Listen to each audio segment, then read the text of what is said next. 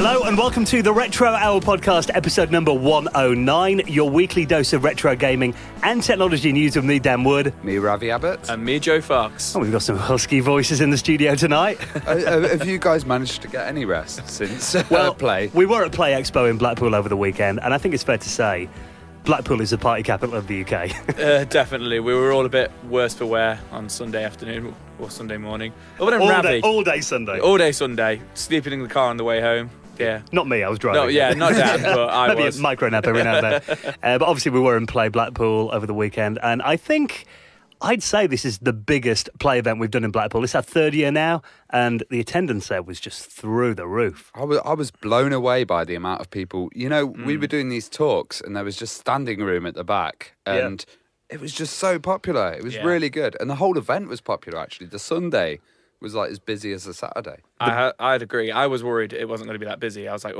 playing in February. It's not been that long since the last one. Yeah. But it proved me wrong. It was as busy as ever. And then the Sunday, I think, Dan, you said it was the busiest it'd ever been on a Sunday. Busiest Sunday they've ever had, I believe, just even apart from the summer ones and everything, it was the busiest one ever. And obviously we were down there all weekend, hosted, 5 talks, didn't we? Oh, yeah. A few that we've had on the show before, so we're not going to kind of repeat old ground, but we've got one today that I think is actually a UK first. We had 4 of the biggest YouTubers all together for the UK's first retro gaming YouTuber panel. You know, I rewatched it, and it's just absolutely incredible. Really good panel. I think it's some of the best work we've done. There was a lot of buzz around it. On the Saturday night, we saw quite a few listeners, went out, quite a few drinks and stuff like that, and they had a lock-in, which was awesome. And a lot of the people at the lock-in were really hyped about the YouTube panel, were saying, like, this YouTube panel is going to be amazing, and, it was. So it was, like you said, standing room only. So we had Kim Justice, Ashens, Stuart Ashen was there, Slope Game Room, Danny Libertson, Nostalgia Nerd, Peter Lee. Obviously, we've had all these on the show separately, but this interview is actually really interesting because we'll get quite a bit of debate going on. And there's a lot of back and forth, and they don't always agree on the same points, so you kind of get all different angles of debate. It's great. Yeah, and there's a few audience questions and stuff that were really good too. So we're going to bring you a live recording from Play Expo in Blackpool of our massive YouTuber panel that's coming up on the Retro Hour podcast in around 20 minutes from now. You did mention that we had a bit of a lock-in as well. How amazing was that? It was amazing. You know what, so the story goes, Ravi in the morning's going on about this lock-in we're going to have in the evening. Yeah. Well, what's Ravi on about lock-in? He's like, it's going to be smoke machines, it's going to be a laser show, it's going to be a rave. And he was like, they're going to lock it down, it closes at 6, and it reopens at 7 till about 1, 2 in the morning. After party for all the staff, VIPs, guests, anybody who kind of worked it. It was kind of because everyone was working in the daytime and they didn't get to play on anything. So, and I was calling bull on Ravi. I was like, nah, it's not, And then the organiser, I forget his name. Andy. A good old Andy. He mentioned it in the green room. And I thought, okay, all right, it is happening. Oh, it might be official. It might be official, but it's Ravi, There's not going to be a raving. Yeah, there's not going to be a laser show. But, we get to go in. And we walk in on the dot, 7 o'clock. And heaven behold, there's a smoke machine, laser show, there's a rave, and it was brilliant, wasn't it? Don't doubt the lad. And the best thing is, as well, we had so many nice people come up to us. We had Peter Edwards, he'd come from South Africa. He's in London. Just for play, yeah. And he thought he'd pop up and see us. And, we could sneak them all in. So it was well, this is the funny thing. So that hour from 6 till 7, Ravi goes like, we're going to sneak people in. How are we going to break in? And I'm like, Ravi, we've all got VIP wristbands on. He wanted to go on the fire escape, didn't he? Just to be a rebel. But, to me, obviously, all the arcades there were old school arcades anyway. Yeah. And like you said, we didn't get a chance to play them in the day because we run off our feet. So yeah, we never normally do. But because we had this lock-in afterwards, and the DJ was all playing, it was all 90s music all night. It was so cheesy, but it worked so well. When we were playing the games on the arcades, it was like they were going with the music. Yeah. It was great. I was listening to Live Enjoy, Don't Stop Moving while playing Outrun. I thought, you couldn't get more old school than this. Me and Ravi joined a Halo tournament, and what was it? It was all like, push it to the limit, like 80s kind of stuff. And it was just like cartouche and all that stuff. It was so good. And the smoke machine was blasting. And then I think there was me and Steve Hammond from DMA Design at the bar for about 4 hours. Yeah. Every time my pint ran low, he'd put another one in my hand. Yeah. So that's the thing, Blackpool, cheap pints. Agree. They'll explain the head on a Sunday morning and maybe the slightly blurry bit at the end of the night. And then we had to do the massive YouTubers panel. So I think we pulled it off though. We did. I mean, you guys did. Blackpool, definitely. it's always a party weekend. And I got a few pickups. Actually managed to get some Atari Jaguar games. Yeah, no, you did. We arrived. We got there nice and early Saturday morning because you wanted like that hour or two just to kind of not put your feet up, but just kind of have a quick look around. Yeah. Ravi had been there from the night before, Well, so we turned up. He's and on a Ravi's- 2-day bender. Yeah, he's a 2-day bender. He turned up and he knew About where to go everything to was. Margate. And me and Dan, we went homed in on the Jag games. There's Yeah. one store with Jag games. You just homed in on them, didn't you? Well, normally it's this Console Passion that had them. And Yeah. I always go up to them and go, have you got any Jaguar games? Oh, no, we don't get many of them. Walk down and I was like, Jaguar games! They had about 15, and you had Yeah. all of them but about 3 or 4, didn't you? Yeah, so I picked up, but yeah, actually, they weren't bad prices either. About No. 20 quid each I paid for About, them. I yeah, think. it's pretty good. Yeah, And so- I'd love to thank the people that also bought us things as well. Yeah, what did you get? I got a Tapuino thing, which is basically a little tape loader for the Commodore 64. A fast loader thing. Yeah, from Peter Edwards. And Miss Mad Lemon also bought me a fast loader for the C64. We got an And- SD card reader thing. Yeah, and a little Buggy Boy game. But also, we got a really cool from George Toohey. He made us a custom little, oh God, what was it? It's like a retro hour LED panel, isn't it? So, Yeah. So that's cool. it's kind of got LEDs on the bottom, and it's etched in, I think it's perspex or glass, and it all highlights the Retro Hour logo, which was just mind blowing. We'll stick a picture of it on Facebook because there was a stall selling them there as well. And he said, oh, this is a guy that did it for you. But Yeah. that's the thing. It blows me away every year because we've done this show for 2 years now. But apart from like tweets and Facebook messages, it's like 3 guys sat in a badly decorated room on a Tuesday night. You know what I mean? You don't realise just how many people listen and Yeah. get involved. And Yeah. You can't beat meeting people face to face and shaking their hands. I mean, far too many people to mention, but we appreciate everyone who came up and said to listen to the show. I just loved when we were walking along in that hour gap, and I just heard a load of people go, "That's Amiga guy. It's Amiga Dan." And I was like, what's going on here? And we turned around and a group of lads straight away. Yeah. And I was just like, that's brilliant. They were top blokes, weren't they? Yeah, they and were. obviously everyone recognises Handsome Joe. Oh, thank you. Yeah. Autographs all weekend long. They were just blinded by the handsomeness. Put me So- on the spot in the pub, actually, on the Saturday night. I was, oh, for God's sake. I made him introduce himself to everyone as Handsome Joe. Like, this guy's full of himself. But yeah, what another amazing weekend. And obviously there are more events coming up. You're in Margate this weekend for Yep. Geek. And then obviously we'll have Play. I think we're going to be in Glasgow and Manchester later in the year too. So we'll keep the calendar up to date on our website. At The fun doesn't stop. Never stops.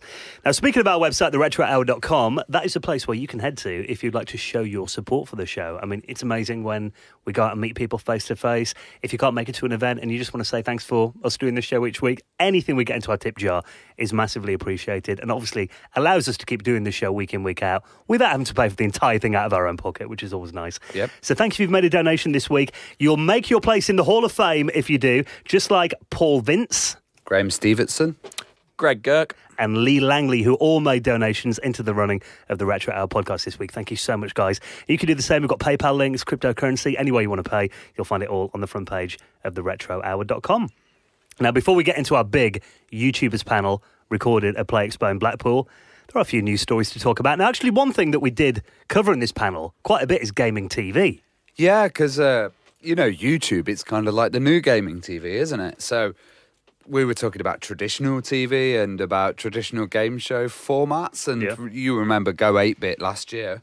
Yeah, I think there's a new series of that just started, isn't there? It started last night. Yeah, I thought it. Yeah, Monday night. and that show is, I mean, it's all right just to see old games on screen, but it's hardly Games Master. I was Games really not a fan of it because when I saw it, it had that kind of taking the mick out of gamers Yeah. vibe when they were doing a lot of jokes. And as a gamer, it's really annoying to see that. It's like, why does that have to be in there? Yeah. You could just be friendly and open, but... That old stereotype that gamers are all nerds who live in the mum's Yeah, basement kind exactly. of thing. And that's yeah. always backed up on every episode. Some of them are quite handsome, to be fair. Yeah. So can't think of any It's of that. getting to his head. He's going to get a T-shirt printed with it on next. I will do. Next year we go. Just Handsome Joe. my face on it. Selling his own merch store, yeah. Yeah. So there is a new gaming television show then. Yes, and this is by Rob Beckett, and people probably don't know who Rob Beckett is, but he's a comedian, stand-up guy with massive teeth. That's how you probably remember. As soon as you said that, I was like, I know the guy. Blonde hair, quite short, isn't Yeah. he? He's actually quite funny. He's often on, like, Have I Got News For You and shows like that, isn't he? Yeah, he's quite good, and this is going to be called Playing for Time, and it's going to be on Channel 4. Now, unfortunately, it does kind of sound like the format is quite similar to Go 8-Bit. Really because does, doesn't it? it's got, like, Josh Widdicombe on there, Rachel Riley, Scarlett Moffat. It's kind of like the same kind of panelists you get on all comedy like shows. I'm not sure because it says it's a 4-part series. Okay. And he's going to look through kind of like, the games kind of through the decades. Yeah. So I don't know if it's more going to be kind of like a review format. I'm not sure. Or like a historic look rather than a quiz. Yeah. But it might be just like, do you remember Street Fighter? Yeah. But off the back of what Ravi was saying a minute ago, with him being a comedian, is it going to be him taking the mick? Yeah. In each episode, out of it, like, well, look at that. I don't know how much of a gamer he is. Obviously, we had that, the Ian Lee Thumb Candy documentary back in the early 90s. And he was a comedian who did a really good job on it. But it's a fact that, the kind of red light for me is the fact it's got Josh Widdicombe and all them who you see on like 9 out of 10 Cats and all that. Yeah. They're probably, thinking about it, there might just be talking heads who come on and, between the bits maybe. Yeah, they might have like a little history sections and stuff. But Dara O'Brien as well, he seemed to be a bit of a gamer as well. Yeah. So, but then with TV, it's always what the producers decide, isn't it? Yeah. They could have a concept and it could get totally changed. And, oh, no, we've got to aim for the young teenagers or something, It's, Well, it does sound like it's going to be a nostalgic show because apparently it's going to stop off in the 80s and 90s and the noughties, where they're going to dress in fashions of the era and there'll be music from the era, from new romantics to grunge, while sharing stories reminiscent about movies, music crazes each decade, and obviously video games as well. it sounds potentially awful, I'm afraid to say. But I mean, One way or the other. even just seeing classic games on TV, I've got a feeling it's going to just be like you said, Street Fighter and Pac-Man, isn't it? Yeah. I doubt you're going to see anything. What's the new series like, Joe? Have you seen much of Go 8-Bit, the new series? Oh, no, I've never watched. I wrote it off straight away. Yeah. Like, Same here. too After cynical. 3 episodes or something, well, I was like, like, go 8-bit, so I clicked on it and they're playing Street Fighter. I'm like, well, that's not 8-bit, and turned it off. yeah. The last time I watched it, they were playing Flappy Bird or something. Yeah, it was It's like, when they did that zany change positions thing where the thing goes round and they go, ooh, on Yeah. the seats. Oh, God. takes about 2 minutes for the set to spin around, doesn't it? I watch a lot of TV. Yeah, but that's the thing. It's like you said, YouTube's the new gaming TV. But Absolutely. I think they've got to make these kind of TV shows, if they do any about video gaming, really for people that are not that into games, I guess. Yeah. So they're the audience that they're aiming for. But, I'd agree with that. yeah, it's always good to see some form of gaming covered on TV, I guess. But bring back Games Master. Yes. Come on, Dominic. We know you're listening. There's been a lot of activity on the Game Boy scene recently. Tell us about this interesting little gadget you found. This is called the Pocket Sprite and it's tiny. Like, this is the size of about a VMU or a box of matches. So this is a little gaming device that you can hang on your keyring, essentially. I didn't believe him. So Ravi sends me the link, and he's like, "Oh, it fits in the palm of your hand." And I was like, "Oh, once again, it's Ravi. It's going to be a bit small. like a big CRT or something. It's going to be a bit smaller than a Game Boy Pocket, or it's just going to be like the Game Boy Micro." So I watched the video, and it's tiny. Yeah. It's literally like, I don't know, it's so small. I've got a fob for my garage gates at home, and it's about the same size. Yeah, literally. Like, it's just, like you say, it's keyring size, it's key size. Yeah. So, And they say it's really tiny, but it's got an OLED screen, you see. And Yeah. OLED is really expensive to get for the phones and all of this stuff. So Yeah. I can imagine they've probably made it that small because getting those screens would be cheaper. And yeah. And it makes it unique as well, though, because, there's no point in making yet another Game Boy clone that's the same size as the original. exactly. Yeah. And obviously people are interested. They've got a crowd supply, which is like a fundraising crowdfunding website. They've set this on. They wanted $20,000, Yeah. and they've currently got 74,591, and there is still 37 days left on it at the moment. So Wow. So it's- clear market for it. But Yeah. when will the novelty kind of fall off as well with it? I think what's nice about it is having, even though it's tiny, it's got a little D-pad on it, and it's got Yeah. physical controls. It's Yeah. not trying to do it on a touch screen. So It also corrects the aspect ratio for the Yeah. older games, so they That's fit, good. fit the screen. It supports Game Gear, Game Boy Color, Master System. I see the Sega games too. Oh, Yeah, okay. built-in Wi-Fi and Bluetooth as well, and wow. 8-bit audio. So I wonder how many you can fit on. Did they actually say how many games you can? You put your own ROMs on, I guess. Yeah. yeah, I guess I assume that it's done through micro SD. Yeah, That's, yeah, you makes know. sense. So yeah, well, that's. I mean, you never thought you'd have all those systems on your keyring. Yeah, it's true. I mean, the novelty of it is pretty cool. Yeah. But I'd be like, yeah, look at this, you know. And then, like, after 2 minutes of playing it, I'd be like, okay, cool, I'm done. I don't know, because I think if it was like a LED screen, like a Tamagotchi or something, it might get boring. But OLED, it so stands out because that's what they have on the Apple Watch as well. Yeah. And, you know, that's a tiny screen, but it's really defined. So I think with this, I mean, actually the screen probably does look about the same size as an Apple Watch. Yeah. And it's got, you know, physical buttons on there and everything. I think it's the kind of thing that, obviously with it being SD card based, it's going to be instant loading. Yeah. So I guess it'd be the kind of thing if you're just maybe waiting for a taxi or you've got 2 minutes to kill, you can just quickly get a game on. Yeah, there is that. Yeah. So that's probably the market that, you know, they're probably aiming for. You're not going to sit down on the couch and play that for like 4 hours, probably. No. But I think it's pretty cool, though. Sat there playing it when you've got everything in front of you. Like on Yeah, your you've got big your 60-inch TV yeah. there, yeah. But I think, you know, it's always cool to see something that's kind of a novel concept. And Yeah. the fact that it's 372% funded is, I think, a testament to the fact that it is a pretty decent idea. So we'll keep an eye on that. totally. Now, Multicarts seem to be making a comeback. Now, these are cartridges that have got several games on.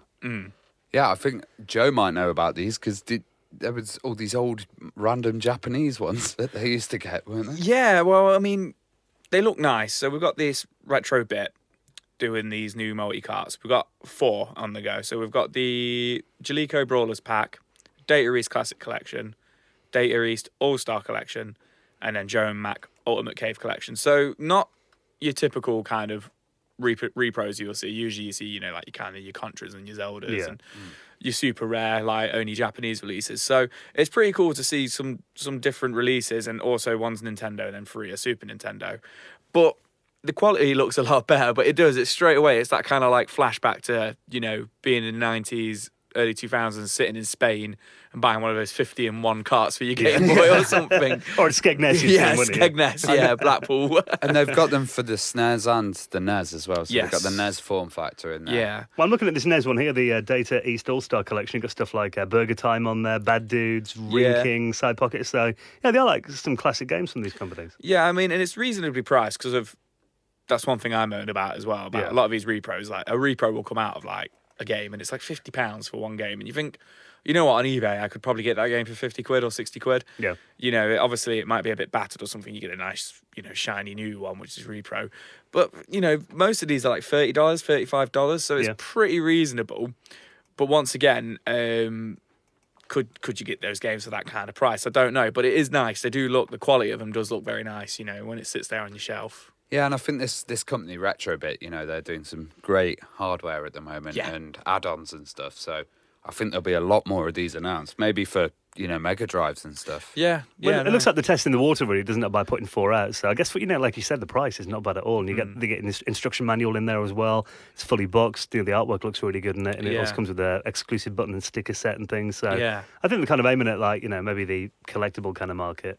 Yeah, or, true. You know, something new. But yeah, it looks pretty cool, I think. Do we know if they're kind of like officially licensed or not? I don't know enough really myself. Yeah, that's the question. You'd imagine with it being, I mean, obviously they're not actual Nintendo games, are they? Yeah. So they probably played it a bit safe there. But yeah. Well, I think Retrobit's the company that actually got licensing to do the Sega accessories at CES. So. Yeah, because looking at the overview here, they're normally quite legit, aren't they? it does say, compatible with all original or third-party SNES consoles. So it does mention it. Well, it hasn't got any Sega logos on it, but, you know, I'm sure it'll work. Or Nintendo.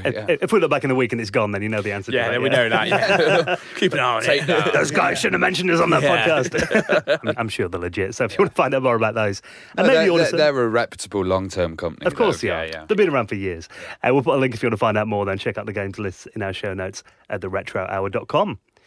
Now, talking of scoring really cool stuff, I mentioned those Jag games that I got. You got some Game Gear stuff actually at play, didn't you? Yeah, I got 10 little Game Gear games, a few random Japanese ones, so just plug them in and see what happens. You know? Did you get any pickups at the weekend? Yeah, I got a few bits. Didn't spend as much as I usually do, but I'm trying to get a complete Resident Evil collection for everything.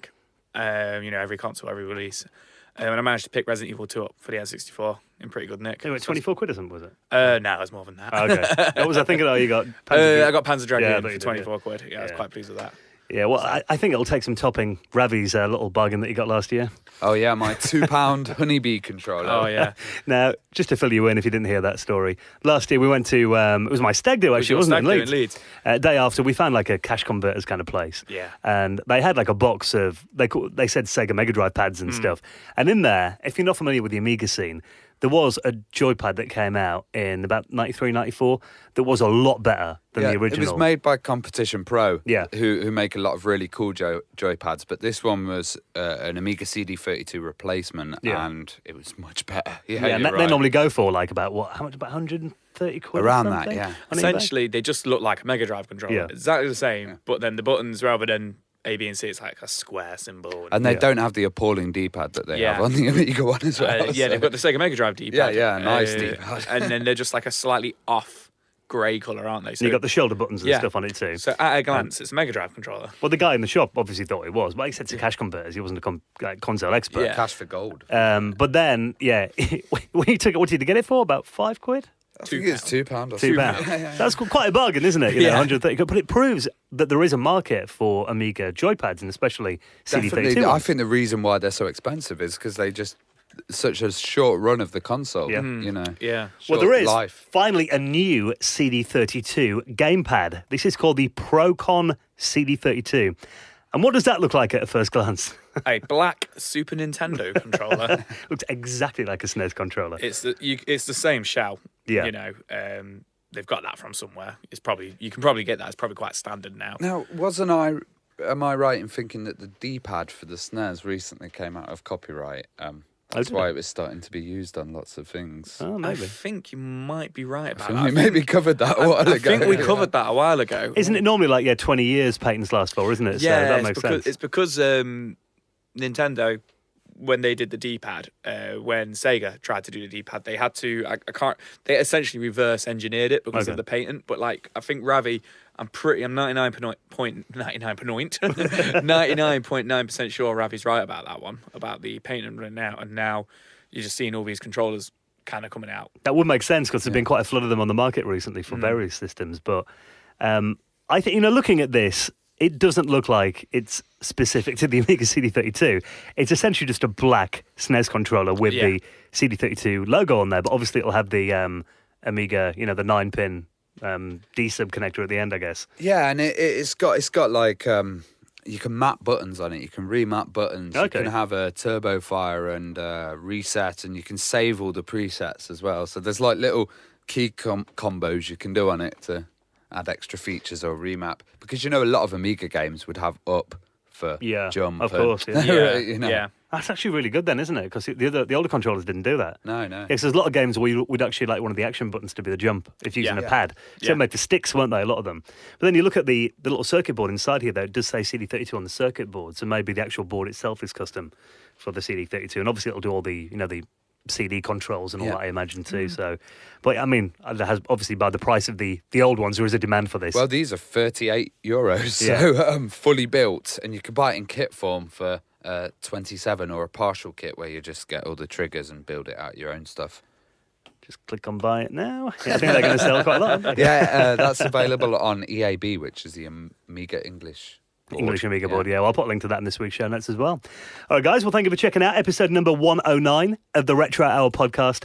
We will be out again next Friday, available from all of your favourite download sites, your favourite podcast clients, and obviously we did get a few nice reviews actually on iTunes recently, didn't we? We had some really nice ones, and actually on Facebook we had a review. I didn't know people could review us on Facebook, so guys, please do that. I turned it on yesterday. You can optionally put reviews on your page. Okay, cool. So, yeah, I thought yesterday when we got it on the page, so I turned it on, we got one straight away. So. We'll all go review it ourselves. Yeah. Be nice, Joe. So, if you'd like to leave a review on any platform, obviously it always really helps us get new listeners and gets up the chart and everything and on iTunes and that kind of thing. So, that is always appreciated, your 5-star reviews. Or 3 if you're not going to anything above 3 is all right. -5. 2-star, bring back Joe. All right, guys. Well, thank you for checking out this week's show. We'll see you again next Friday, and now recorded at Play Expo in Blackpool. Oh, this is so good. Featuring Nostalgia Nerd, Ashens, Kim Justice, and Slopes Game Room, our massive YouTuber panel. Enjoy this, and we'll see you next Friday. Ciao. See you later.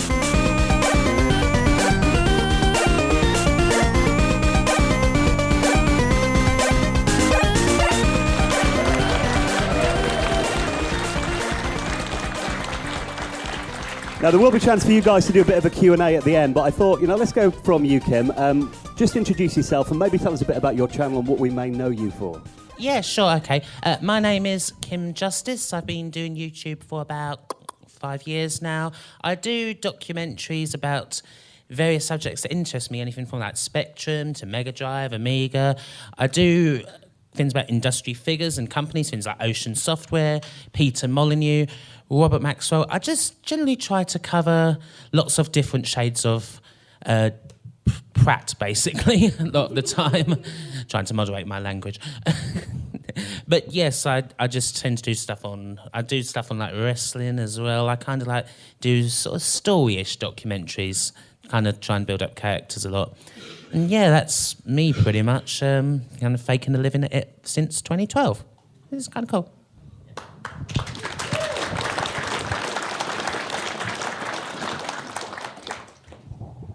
Hello, I'm Stuart Ashen from the channel Ashens, which I've been doing for 12 years. That's not a period of time I like to think about, where I look at low-quality items and take the mickey out of them. And when available, I do some retro gaming stuff because I'm mildly obsessed with it. I've written 2 books on the subject, Terrible Old Games You've Probably Never Heard Of and Attack of the Flickering Skeletons, because I like short, concise titles.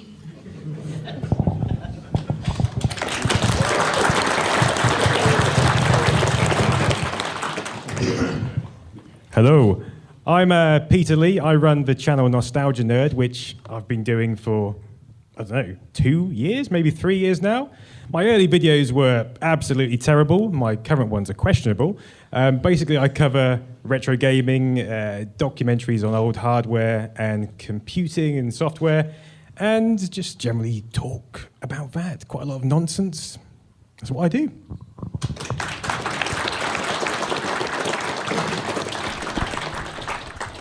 Hey everybody, I'm Daniel Batson, aka DJ Slope from Slope's Game Room. I'm probably most known for my The Complete History series, where I try and look into the complete history on particular gaming franchises. My most popular one is Streets of Rage, but with me being a massive Sega fanboy, I do try and go a little bit old school as well to my first love, which was the Amstrad CPC 464 before consoles took over my life.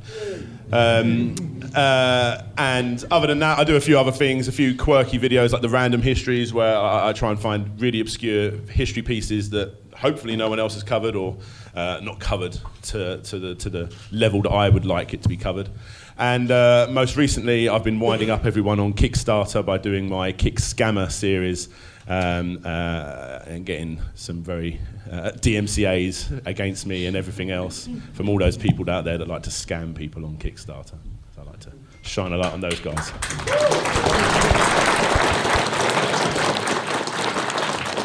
So we always like to ask the question, what was your earliest kind of memory of computing or gaming experience? And just go ahead. Yeah, I'll start. My first computing experience was when I was really quite young. It was about 1990. My dad used to work for Amstrad, like with Alan Sugar and all that lot, and ended up getting me Spectrum Plus 2. So not the old dead flesh rubber keys, like the actual one with the proper keyboard and the data loader that was decently made. So that was kind of where I started. I started on, like, I don't know, Postman Pat. If anyone knows that, I think it's a really terrible alternative software game. Stuff like Codemasters like Dizzy, Chucky Egg. Love you guys. 3D Death Chase, which is one of my favourite games of all time. And yeah, it just kind of ballooned from there, kind of went from there to Mega Drive, Amiga, PS1. That's kind of my era. That was kind of all through growing up. So yeah, it was really bad alternative software games was kind of my first memory. Well, my sister, who is older than me, tells me that I used to hang off the Pac-Man machines in pubs when I was very young, looking at the screen and trying to work out what was going on. I never did. My first computer was a VIC-20, Commodore VIC-20, given to me by my uncle, which I had for about 6 months, and I found the games difficult. If you've ever played a VIC-20 game, you'll probably know why. Then for Christmas that year, I got a grey ZX Spectrum Plus 2. Which was the real doorway into sitting in my bedroom and giving myself a hunched back for the rest of my life. Trying to think of great games from that period. Well, I started off with the games that it came with free, like Oh God. Punchy and Disco Dan. And, Bullseye. Yeah, not good stuff. And then there were things like Renegade, 3D Death Chase, Fantasy World Dizzy, which, if anybody disagrees, that's one of the greatest games ever. I Will Fight You. Good, yes. Have you got a towel? You can reminisce in between rounds. I was trying to think, where did we go from that? So then I got an Atari ST, had that for a long time till it kind of died, and got an Amiga, and then it all turned into PCs and everything went beige. My first ever proper console, when it was actually, a thing on the market, was a Sega Saturn, of all things, because I always back the winner. So I had that for about 3 months and then had to get a PlayStation as well, because I still wanted to play some games. Yeah, that's it, really. So my first computer was a ZX Spectrum, which I got probably 1985 or 1986. I think the first game was Jetpack. I think I was probably more enthralled by the loading screen than the game itself, just because of the flashing colours on screen, and I was very young. But the main memory isn't actually a game, it's probably the BBC Micro and the Turtle software, which you used to get with it. So you used to get a program called Logo, which you could program a turtle on the floor and draw a massive picture in the middle of a sports hall in the infant school. And I was like, what the hell is this? It blew my mind when I was like 4 years old. And that's just stuck with me ever since, really. So I was a huge mummy's boy as a kid, so whatever my mum got, that was the computer or the console that I got into, and no matter what my friends had, whether it be a Master System showing me Alex Kidd or all of these other home consoles, nothing compared to the first game I ever had, which was Bridget for the Amstrad CPC, which isn't a good game in the slightest. But oh my God, are you all right? Do you need therapy? I was strangely obsessed with it. Oh man, it's so bad, isn't it? It's so bad, and it's impossible to complete because there's no way you'd ever be able to push all the buttons at the same. Yeah, you can't do well on it. But I was a huge mummy's boy, and no, Alex Kidd, that's crap compared to Bridget. So I'd done what I told basically until the day she bought me a Mega Drive. But originally it was the Amstrad CPC, and I was just obsessed with anything that looked like it could be a mascot that could rival those Mario characters and stuff that I see. So I was obsessed with the Gremlin characters, Thing on a Spring, Bounder, Dizzy literally took over my life. I drew pictures of Dizzy all over my wall, and then one Christmas put Christmas hats on every single one of them. Luckily it was easy to draw. Yeah, it's pretty easy, yeah. From there I went over to the obviously the Mega Drive, and then by Dizzy it was all about Sonic until I got Fantastic Dizzy for the Mega Drive. From there I just carried on being Sega until around the PlayStation era, and that was it really. Now I'll try and get them all. Was it mainly gaming that you guys were into then? Because I know, Stuart, people may not know this, you've actually got a couple of public domain releases on the Amiga. Thanks for bringing that up. What were they? My God, so there were 3 technically. Oh, no, I lie. Technically 2. The first was something called Apathy, which was just a weird front end for the Amiga Amos programming language speech synthesizer, mainly to amuse my friend Raymond. So that was exactly what the world needed at that time, an in-joke released to public domain libraries. Then there was Gribble, the Revenjo program, where there was just like a little man in a green jumper and you could kill him in different ways by selecting it from a menu. And there were some quite interesting sampled sound effects I nicked off Monty Python. It wasn't a good program. And the only game I actually wrote was never released. Excuse me, called Killjoy, where you little rotoscoped versions of myself, looking a bit like something out of Virtua Cop, but 2D, and quite visually impressive for the Amiga at the time. Well, animation-wise, not if you'd see a still shot of it. And you just shot them, and they fell over. And I finished it the day before the Dunblane massacre, so that was never released, for obvious reasons. But it was crap anyway, so fair enough. Well, let's talk about gaming television, because obviously that was huge in the early 90s, and I know Peter and Kim, you often cover it on your channels. What was your favourite gaming television show, Kim? What memories have you got? My favourite, the TV shows, was definitely Gamers Master. Just had to be, all these sort of... The war's on. All right, God. Just all the Neil and Knuckle humour. I mean, they kind of came off as kind of dicks a lot of the time, it has to be said. Like Dominic Diamond and Dave Perry, like always just clearly hating each other. But I mean, you had Patrick Moore as the games master, even though he knew absolutely nothing about the games, and it was kind of clear of that. He still was like kind of a good sport about it.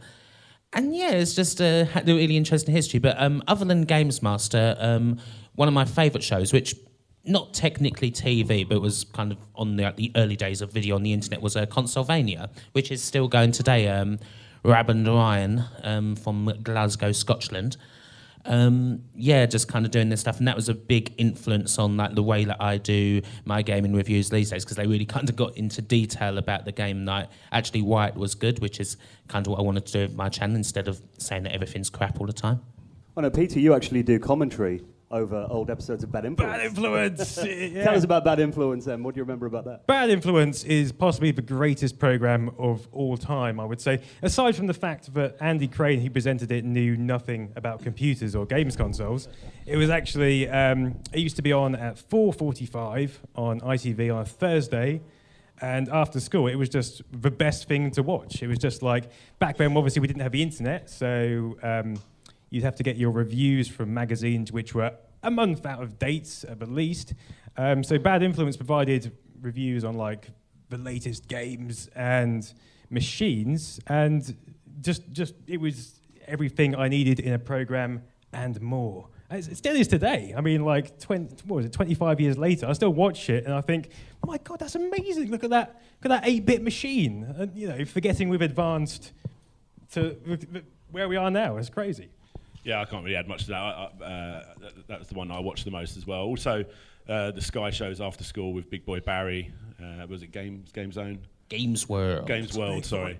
Yeah, so I used to watch that as well. So, Bad Influence primarily.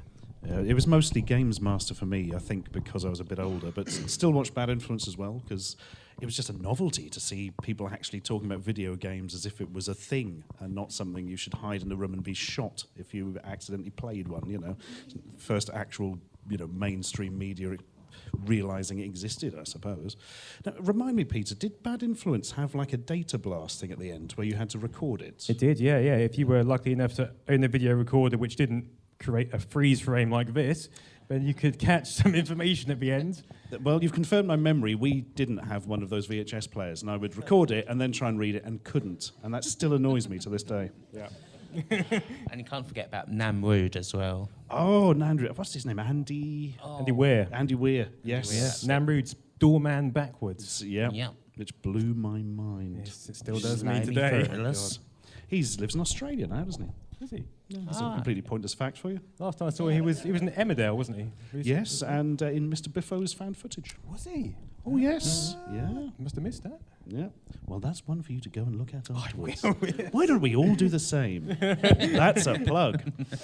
So, do you guys think that gaming TV needs to be back on TV? Would there be a kind of demand for gaming? Definitely needs to come back. I think there's such an audience for it now. If you brought back Games Master, and we've got Go 8-Bit, haven't we, on Dave by Dara Breen, which is okay, but it's not quite the same as Games Master. Hasn't quite got the same cool edge. If you brought back Games Master with Dominic Diamond, probably wouldn't do it, but someone else. And had that with the competitions and the competitions, yeah, I think it would be amazing. You could do like a retro section. You could do the new systems. I think the audience is even bigger now for it. It boggles my mind why they don't do it, to be honest. I don't think they need it.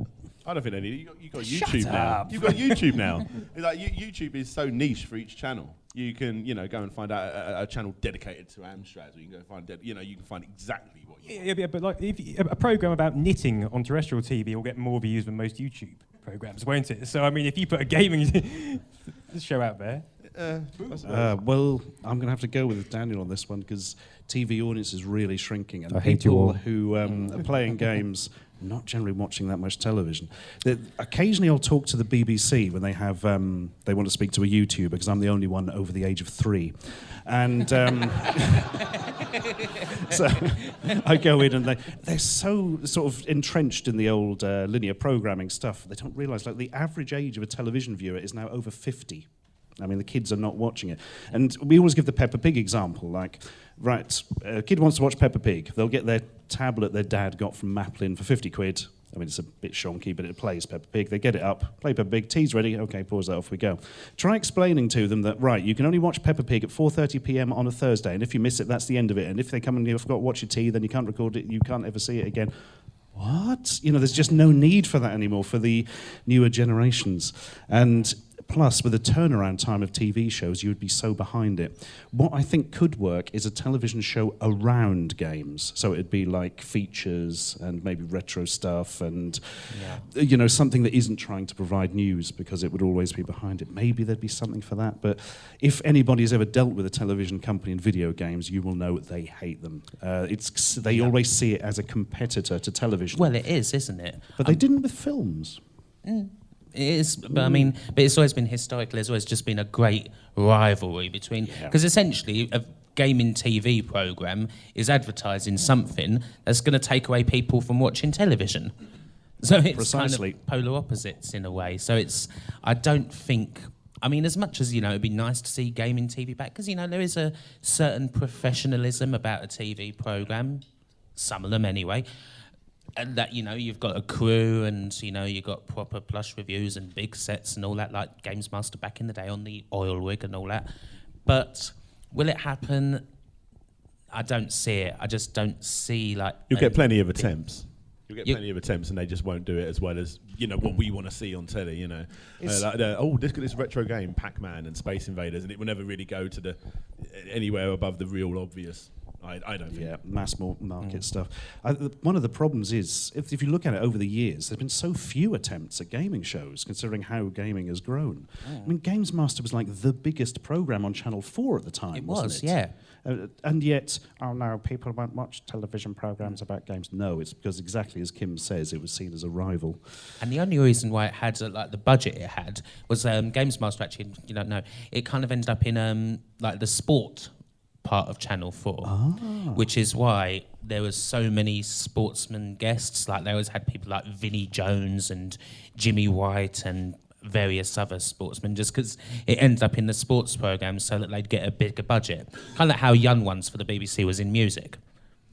So that's why they always had bands. Yep, that is why. Well, talking of television that we watched as kids, Stuart, you actually brought back a classic show a couple of years ago on YouTube. Tell us about the remake of Nightmare.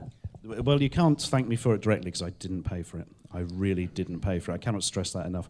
Yeah, that was an odd one. It was old YouTube wanted to do something for Geek Week, and somebody, which was like a week of geeky stuff they did. Really glad I explained that in case you couldn't work out what Geek Week was. It's not geeky enough, yes. YouTube, innit? Yeah, cool, yeah. Somebody came up with the idea of bringing back Nightmare, and all the original team, Tim Child, etc., were all on board for it. And we literally filmed it in Norwich, in the old studio, which is now like an independent place. In front of a blue screen, not a green screen, really old stuff. I got to put the bucket on my head. You walk into walls a lot wearing that bucket. They don't edit that in, but every 5 seconds it's... So you watched it as a kid, you thought it was probably filmed in like a field or something, but... Yeah, no, it's just a tiny little blue area. They put you like in a cupboard. Yes, and poked me with a stick and said, I'm a goblin. The more I think about it, that's not that far from the truth, actually. But obviously you got to meet like Treguard. I'd have been starstruck meeting him. Oh, he lives locally, old Hugo Myers. What a lovely bloke. And I was quite worried when I first saw him because he'd gone so grey and old. Then I realised, no, that's makeup.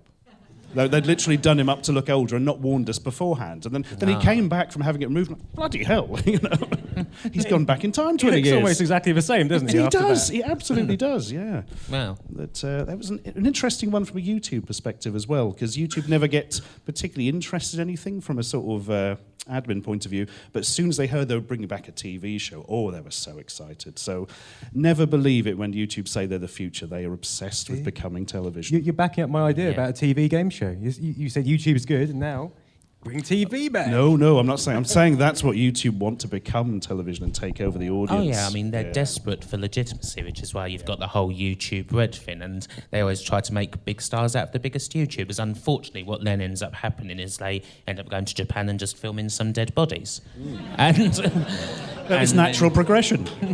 Yeah, and so it's like, back to the drawing board. Who's next? I mean, they'll get to me eventually, I'm sure, but I'm always open. Well, about your YouTube videos, you and Slopes have amazingly researched videos, and I'd like to know how you go through your process of research and kind of make sure your information's all accurate. There's no one answer. I mean, I've got a Google Drive folder full of maybe 50 scripts that I still haven't finished. Some may never see the light of day. And one of those scripts isn't a script. It's just an idea page of pages and pages and pages of articles that I've read, and maybe an article out of a retro gamer magazine or an actual a gaming magazine from back in the day. And every so often, for instance, now I don't have this weekend's video ready yet. And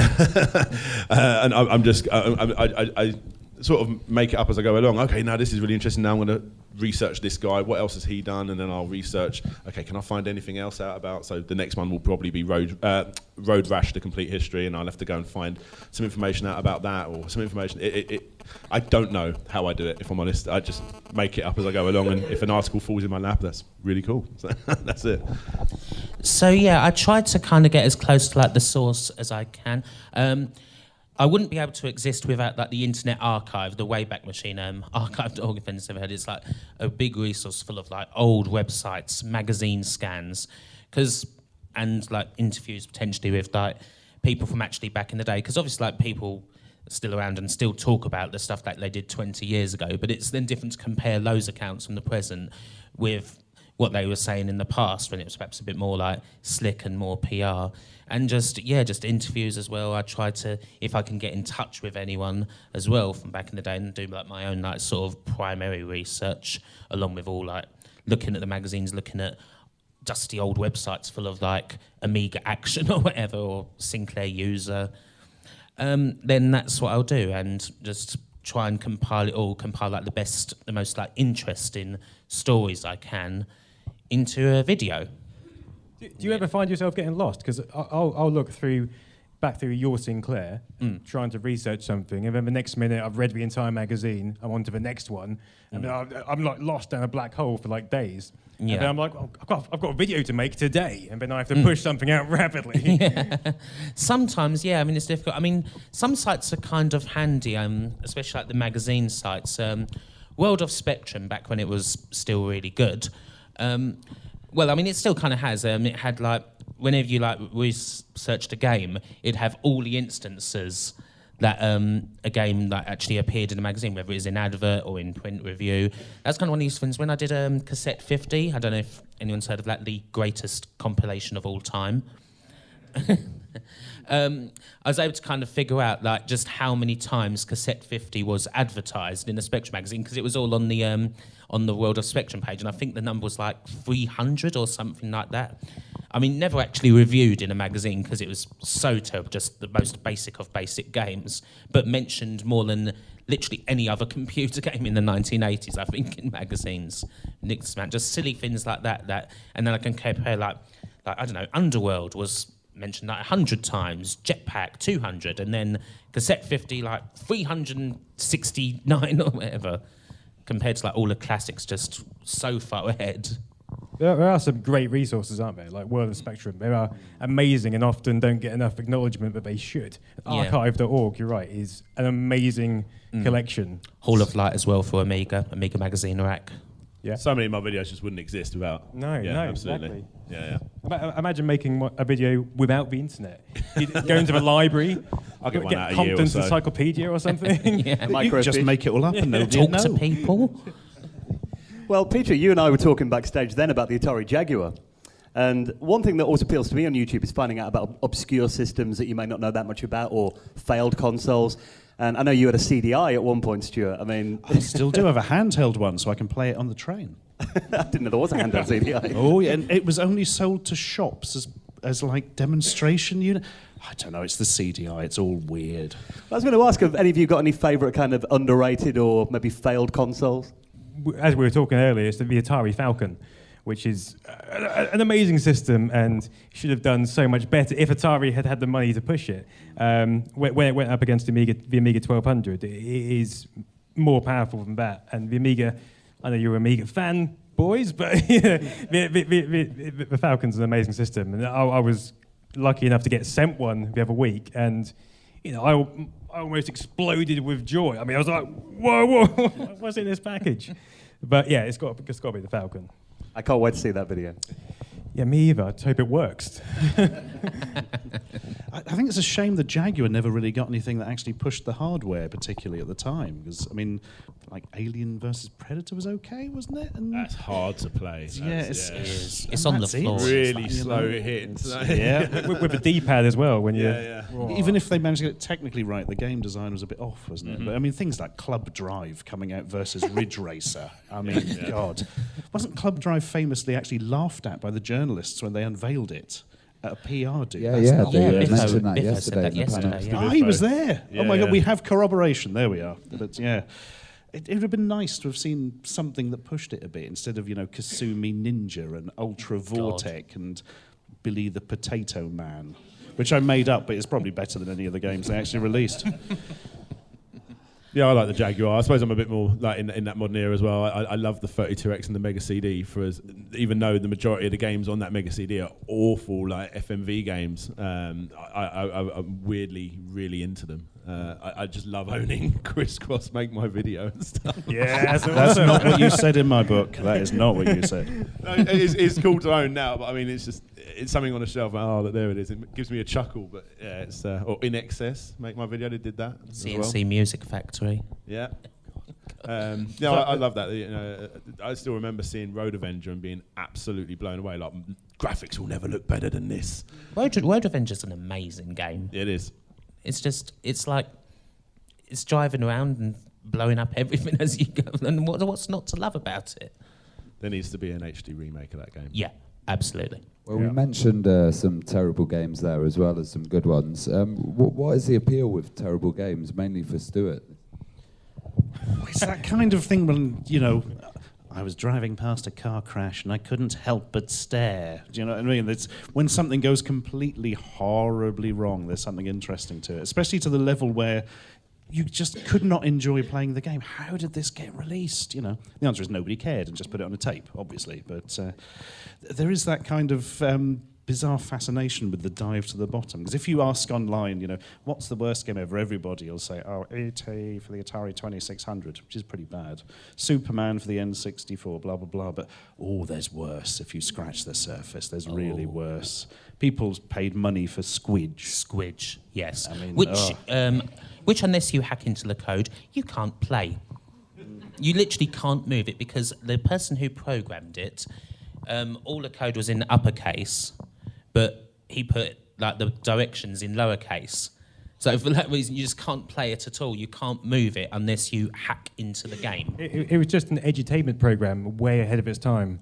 Programming for kids. Figure it out. And it's so badly designed that when you do hack in and turn off caps lock or whatever, I still couldn't figure out that anything worked. It was actually Kim who discovered that you could shoot enemies. It just gives you zero visual feedback. Yeah, there's no feedback. And no audio feedback. So how are you supposed to know that works? Just wait for a letter through the post from the programmer? It's a life lesson. Well, Stuart, has naff stuff always appealed to you? Because I know a lot of your videos are about, Poundland pickups and that kind of thing. Oh, yes. I don't know why. My favourite games, I was thinking recently, there's always something slightly shonky about them, for instance. I don't know why that is. But it's something about imperfection which, I don't know, endears me to an extent. But when something's really, really bad, that's when it sort of ticks that thing in your mind that just says, how has this happened? Why has this happened? Why am I alive? Or maybe that's just me, I don't know.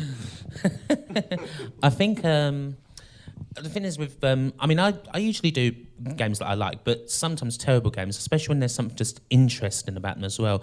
Like there's one game that I covered quite recently called Super Trolley, which is this budget Spectrum game, and it has kind of a checkered past because it was actually a kid designed it and got Jimmy Savile on Jimmy Will Fix It. Yeah. Boy. Yeah, script. To design and make for Mastertronic. And it is basically, it's a game where you are a shelf stacker in a supermarket, and it's even less interesting than that sounds. It's almost like, and I kind of played it and thinking like, games are supposed to be fun. They're supposed to, take you into some fantasy world. This is mundanity in the extreme. Who thought that was a good idea? Jimmy Savile. Oh, yeah. Well, Daniel, you kind of cover a lot of failed Kickstarters as well. Are there any particular ones that have stuck out in your mind? Okay. So a few weeks ago, I did 6 times. I called it a really nasty title as well. Like me and my wife, she helped me make it because it was so much stuff that we had to research on it. So it's the Kickstarter scum that ran away with your money 6 times, I called it. And I call him names all the way through and all this other stuff. And I wonder if he'll ever see it. And 5 hours after it went live, he became a Patreon of mine. And I was like, I wonder if it's, no, that's not him. And then it was a little bit nervous because all my Patreons were in a big Discord chat just completely dissing him. Like, oh, what an absolute, all this sort of stuff. And I probably should get rid of him because he's going to start attacking my Patreons now. So I blocked him and I gave him his refund also because I don't really want him paying me if he's not giving any Kickstarters their rewards. And then he, no one knows this actually yet. I might be talking about this in a future video, but he sent a DMCA to Patreon to get my Patreon taken down. Not the video, but the Patreon taken down. So I got very nervous. And I started asking the Patreon to hang on. Is he trying to take down my Patreon or is he trying to take down the video? And he's like, oh, just the video. I went, well, he can't do that. That's on YouTube. And they went, oh, okay. Well, I think all he wants to do then is take down the post. I mean, so he's going to all this effort for me to take down a post that says go and check out a video. I mean, my patrons know who I am. They'll just go and look at the video if they want to go look at it. So I had to remove it. I think it's not the last I've heard from him. I'm pretty sure it's not the last I've heard from him. He hates me. And surprise, surprise, he's here today. So, and a couple of weeks before that, I did the Kickstarter project that got destroyed by The Sun. And I don't mean The Sun newspaper. The way it worked was there was a girl making a board game about the solar system, and it was going fine. Little couple of hiccups, but the board game community helped her out. Everything was nice and humble. And then one day she updated the update section on Kickstarter and said, the Sun's been talking to me. The Sun has been talking to me, and they're scared that I'm giving away too many secrets. And they had to try and stop making it. And it was so bizarre. And I made a video about this because I found that so interesting. And then I actually interviewed her at the end, and she's insanely, I want to say racist, but I don't think she actually is racist. I got called really nasty names. And then after it went live, she became a friend of mine, and she's sending me a copy of the game. For a review, and I've obviously paid her for it because no way can I get a copy and the backers haven't. Yeah, I'm doing lots of these. I'm going to do an update video on all these crazy things that keep happening because there's loads more stories as well. It's pretty crazy. Well, on your channel you cover Sega a lot, and there is obviously a lot of love for Sega here on the panel. Yes. You guys ever think that Sega can come back, or is it too late? Can they come back and maybe hardware? They've pushed out too much tripe in the years since, haven't they? I mean, Nintendo have played the game and they've pushed out quality products, but Sega just went down quantity over quality, and I just don't think they've got the drive to do that.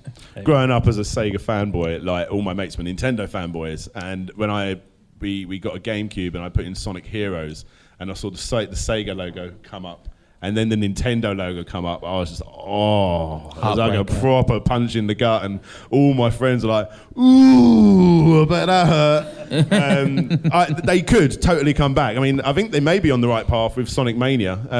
They just need to get hold of their classic franchises that people do want to see and make a proper brand new Streets of Rage, which I suppose technically happened with Streets of Rage Remake before they got it taken down.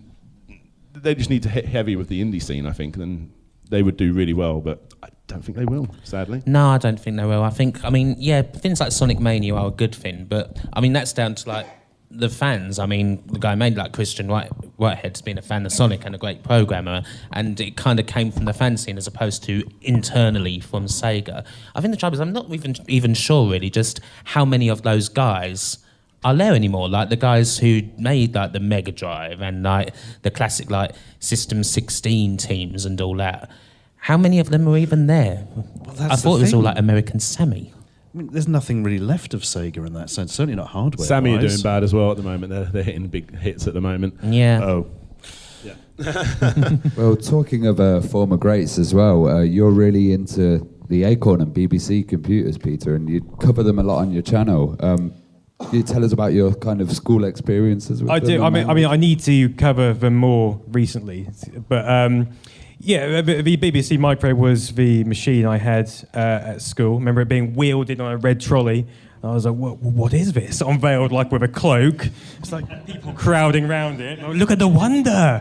And just as I was talking about earlier with the turtle and the logo programming language, seeing that turtle draw a massive picture in the sports hall was crazy. And then the school got a Doomsday machine with the massive laser discs. And then I found myself wandering around, I can't remember what town it was, but Leicester or somewhere, which is a bit random, but...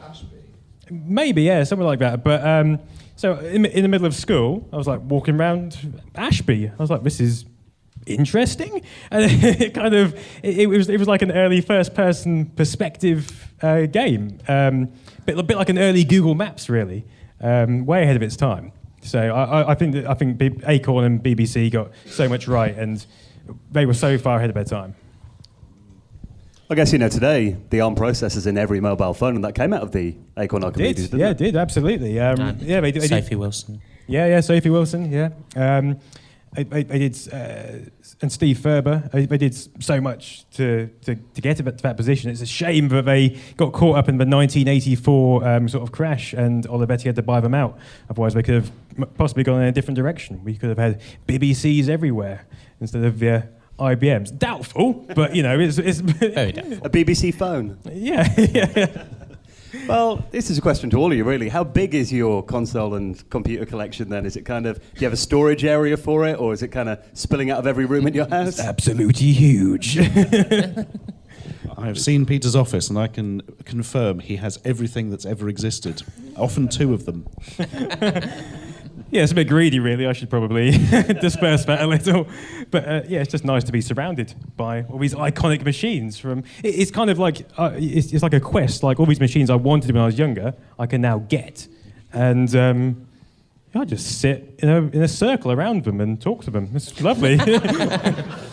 I think that is a big part of the appeal, though, isn't it? The fact that you look at these dream machines that were thousands of pounds when you were a kid, and they seem so far out of reach. And if you can get one off eBay for like 300 quid today, even though they've got a fraction of the power of your desktop, you're like, this is so much nicer than my PC. It can do so much more. You still think that in your mind. Well, I do at least.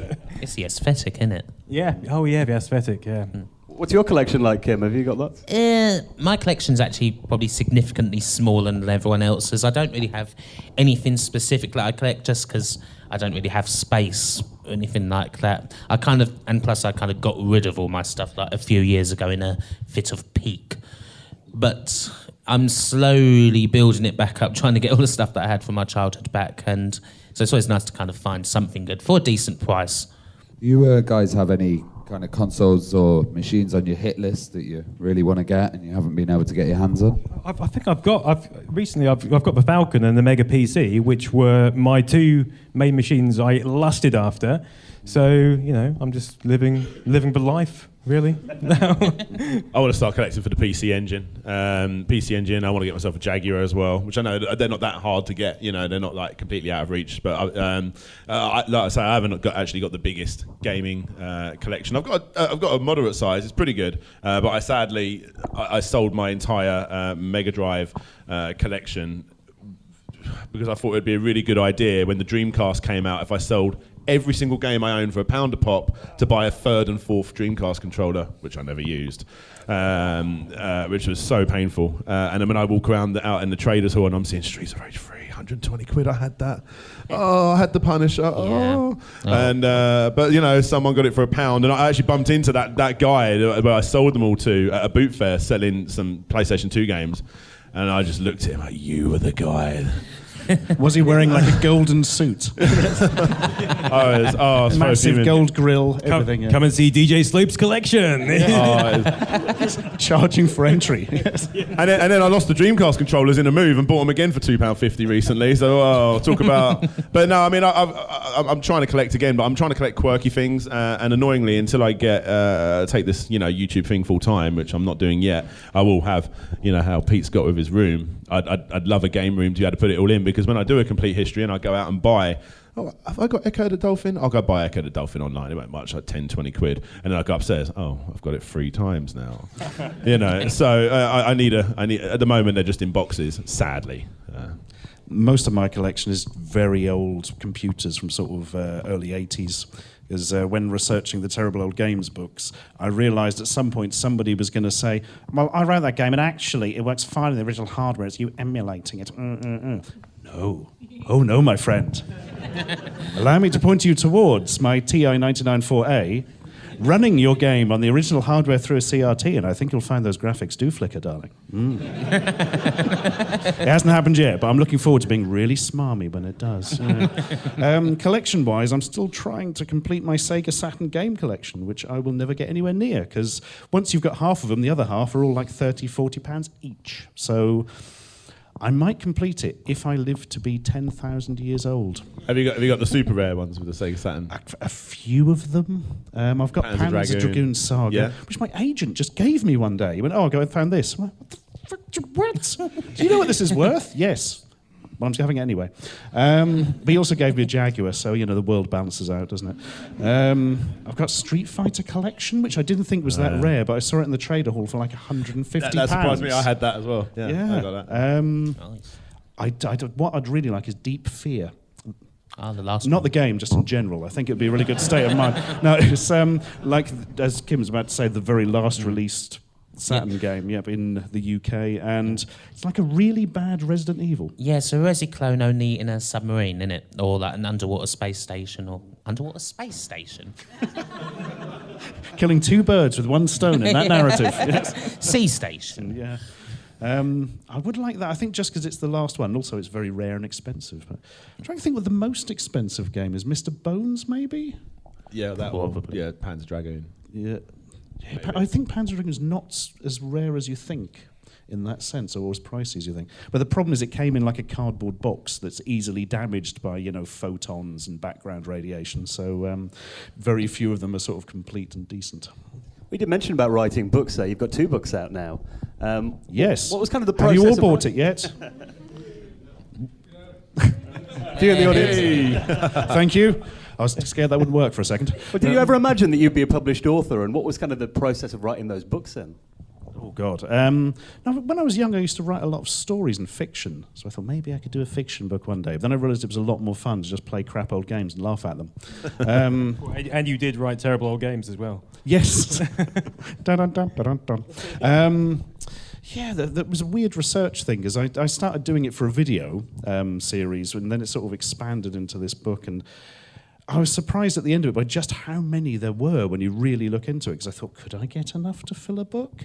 Now I could fill probably 5 books. I could do a book alone on the Amstrad CPC and the awful ports it got, It was a much bigger field than I thought, much bigger. Well, we're going to give you guys a chance to ask some questions now, but please just give a round of applause to our audience. Thank you very much.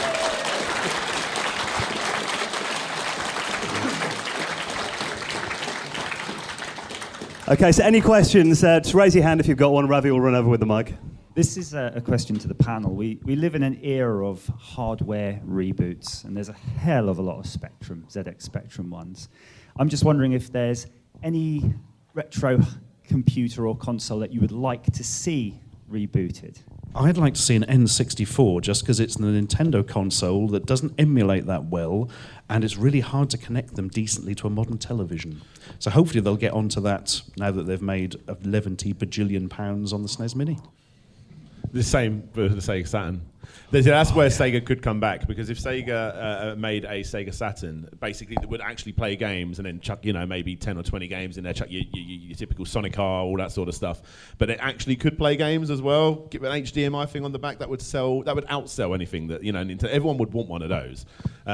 This is what they could do to come back, but they won't. But yeah, you'll get Sega Saturn games on it. It'll be a cardboard box with Saturn written on it. I think I'd like to see the Sam Coupe brought back, mainly because it's so bloody expensive. So to get like a cheaper version would be nice, I think. Do you know, actually, going back to which console would you like, that is one thing I would like, a Sam Coupe. Have you got one in your office that I can touch? No, I'd prefer not to talk about that, please.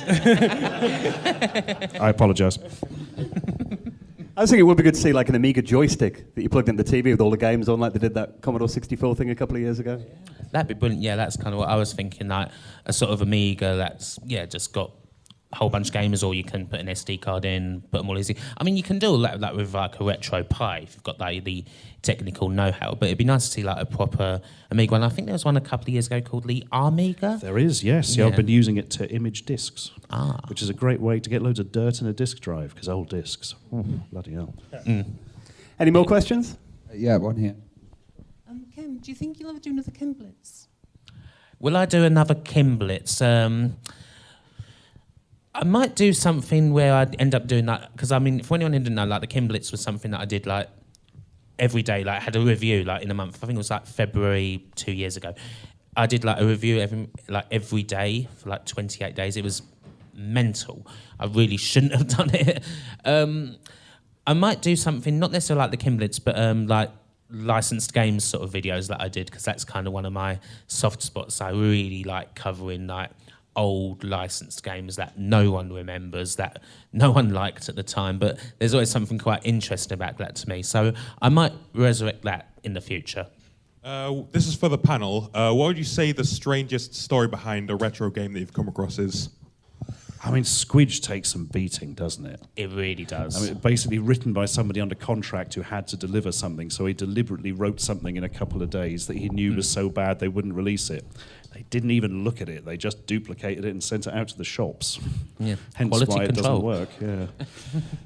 I quite like Squeak. I'm not sure what home computer that was, but basically they accidentally sent the not finished version out. It was finished, but what basically the developer did was every time you completed a level, instead of saying hooray or some quirky little thing, he would say F your mother.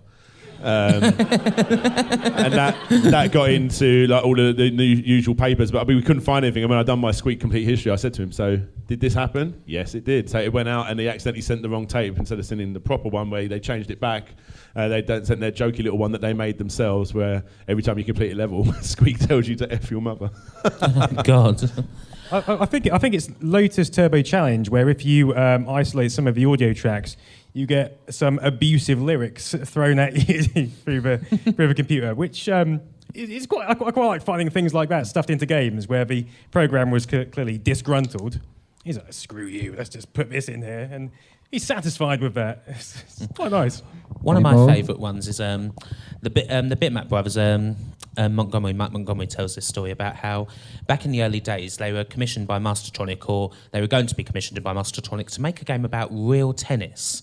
It's like, I don't know, it's like the one with the roof and that. It's like kind of squashy. And they researched it for like a month, like researched real tennis just to make this the best real tennis game ever. I don't think there's ever actually been a real tennis video game. And so they go to Mastertronic and they come, and the first thing that they say in the meeting is, we've decided not to make a real tennis game. So all this like books of research that you've done, you can just throw those in the bin. And so kind of just and then literally they went to the pub, and on the back of a fag packet, they designed Speedball, or the idea for Speedball. It's really like Speedball, like this crazy futuristic future sports game, comes out like one of the oldest sports like played by the gentry, basically.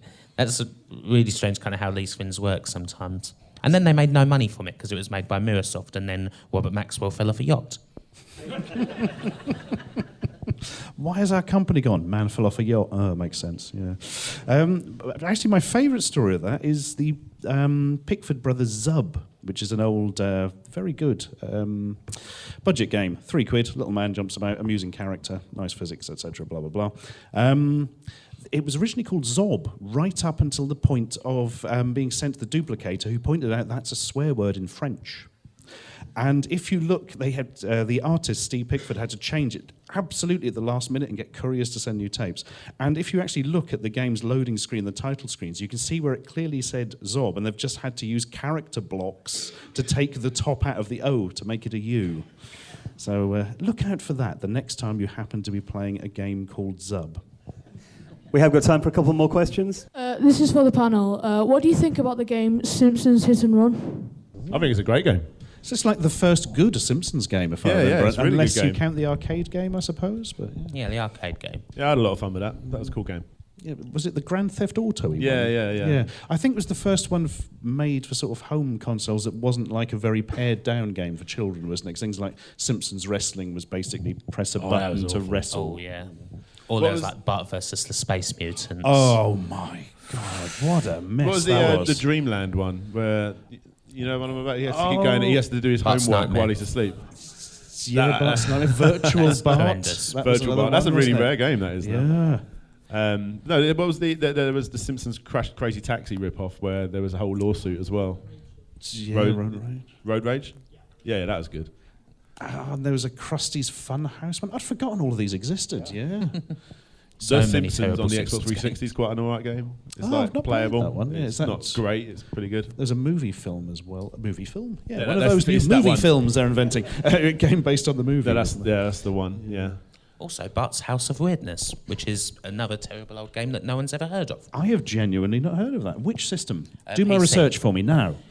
PC, like 1991. It's I don't awful. cover PC. It's so awful. You don't have a PC. I don't cover PC books, and it's came out too late. But, Too American. Hello. Barring the other guests on the panel, are there any YouTubers you'd like to work with? I'd like to work with Logan Paul so I could arrange an accident. I'd like to work with PewDiePie just for the money. I've chatted to Norm, gaming historian, so I imagine he will appear in one video eventually soon. But other than obviously Larry and a few other people, obviously I reckon I discovered you guys after, not you Ashens, but I discovered you guys after I started a YouTube channel. Yeah, Norm, that would be really good. But Lazy Game Reviews is one of my biggest influences when starting my channel. So I'd love to one day work with him. And we've chatted so many times. And I'm such a last minute person. Can you send me this audio? But I need it in 3 hours time. And yeah, he needs a lot more time than that. It'll come. Serious answer. I mean, there's lots of people kind of big and small. I'm an avid YouTube watcher of like so many different things. There's quite a few people in this room like who are also doing great stuff. People like Retro Man Cave, somewhere here, Back Office, right in front of me, Maddie, Miss Mad Lemon, all do like brilliant stuff. And I'm the sort of person that if anyone like comes to me like with an idea, I don't care. Like it's like, oh, have you got like 10,000 subs or whatever? If not, I don't care. Like if you've got a brilliant idea, then yeah, I'm up for anything really. It's a great way That of sounds promoting rude. good channels. It's so hard to break that initial barrier. And just getting a voice in, that sort of thing, is a really cool way to break up your own episode and work with people that you respect and stuff. I think it's awesome. Yeah, and plus, I mean, we all started with like, in the end, none of us started with like, we got like a 10,000, 1,000 subscriber head start. Everyone kind of starts from the same place, really. So it's always good, like, if you've got a big following, I feel, or like medium, decent sized following anyway, to kind of give back and, help people out and just do good stuff together. Like, just, it's kind of more friendly that way instead of, bitchy and nasty. I think I'd like to work with Retro Man Cave because he seems to have a psychic ability to do the videos I want to do a week before. Like yeah, that Minitel. I found a Minitel on eBay. I thought, this is amazing. It's brand new in box. I'm going to buy that. Went to click buy, gone. Next day on on Twitter, look what I've got. It's a Minitel computer. You bastard. You'll have the first Falcon video, though, I think, the first full length. I don't know. I'm watching you. Well, thank you so much for joining us today. It's been wonderful getting your stories and hearing your memories. And our panel will be around in the Trader Hall if you'd like to say hello. But for now, please say thank you very much to our panel.